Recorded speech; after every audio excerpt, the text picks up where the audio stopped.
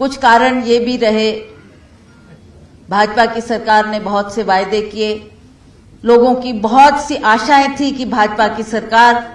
जिसको लोगों ने मौका दिया था, 5 साल उनकी सरकार प्रदेश में रही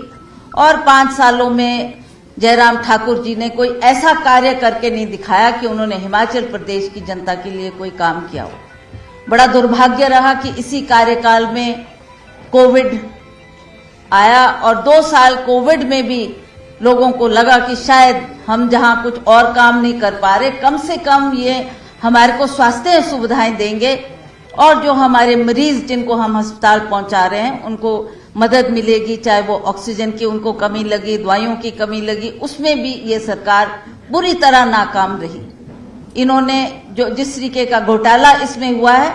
वो भी एक बहुत ही दुखद बात है कि ऐसे कार्यकाल, ऐसे वक्त में जबकि लोग और मरीज मौत और जिंदगी से जूझ रहे थे, उस वक्त इन्होंने इतना बड़ा स्कैंडल ये जो हुआ है वो जग जाहिर है, सभी जानते हैं कि कहां तो सेवाएं देनी थी। और इसमें भी मैं ये कहना चाहती हूँ कि माननीय वीरभद्र सिंह जी ने जो बहुत पहले एक सोच की थी और एक ऑक्सीजन प्लांट जो लगाया जिसकी वजह से बहुत सी जानें बची और इस सरकार से लोगों को लगा कि शायद हमारे को मदद मिलेगी, पर चारों तरफ निराशा ही निराशा दिखी। तो ये भी एक मुख्य कारण था। जहां तक इस सरकार की बात है, अब आप सब जानते हैं कि ना कोई विकास का काम हुआ, ना ही कोई ऐसा बड़ा कार्य हुआ जिसको हम कह सकें कि इनके कार्यकाल में जयराम ठाकुर की सरकार की ये देन है। और उसी तरह से जो स्कैंडल्स इनके कार्यकाल में हुए, पुलिस में भर्ती में घोटाला आपके सामने है कि किस तरीके से इन्होंने, बहुत से बच्चों ने उसमें आवेदन दिया था, बहुत ने बच्चों ने वो टेस्ट क्लियर किया था और उनको लगता था कि हमें एक सरकारी नौकरी उपलब्ध होगी, पर उसमें भी इन्होंने ये कह दिया कि ये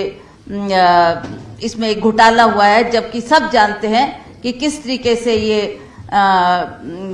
जो ये पुलिस की भर्ती में एक स्कैंडल हुआ है वो आप सबके सामने जाहिर है। उसी तरह से हम जानते हैं कि पिछले 5 सालों में बहुत सी आशाएं जो लोगों को थी, चाहे वो सड़कें बनाने की बात थी, हमारे किसान बागवान जो बहुत त्रस्त थे और उनको लगता था कि शायद इस सरकार हमारी मदद करेगी, और उसमें भी उनके आशाओं के मुताबिक ना वो सड़कों पर पैचवर्क हुआ, ना वो सड़कें बनी, ना वो सड़कों को दुरुस्त किया गया और बागवान और किसान त्रस्त रहे क्योंकि उनको लगता था कि इस कार्यकाल में शायद हमको कोई राहत मिलेगी, हमारी मांगों पर सरकार गौर करेगी।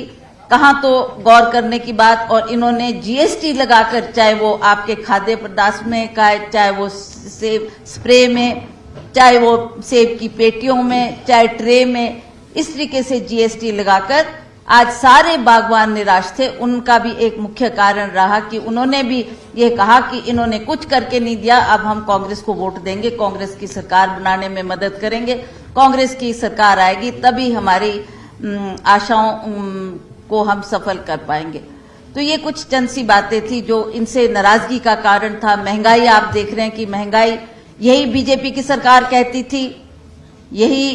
प्रधानमंत्री जी ने अपने वक्तव्य में अपने मुख से कहा कि अगर आप मुझे मौका देंगे, जब ये प्रधानमंत्री नहीं बने थे तो उन्होंने कहा जब मेरा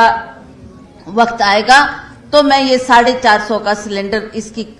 दाम घटाकर आपको महंगाई कम करके दूंगा।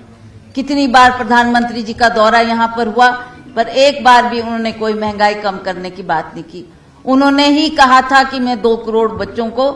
पूरे भारतवर्ष में रोजगार प्रदान करूंगा, और आज देखें आप, 8 साल बीत गए, इन 8 सालों में 16 करोड़ बच्चों को रोजगार मिलना चाहिए था, उसमें भी हमारे नौजवानों को निराशा ही हाथ लगी। तो इस तरीके का कार्यकाल इनका रहा, इससे बहुत निराशा लोगों को हुई है। और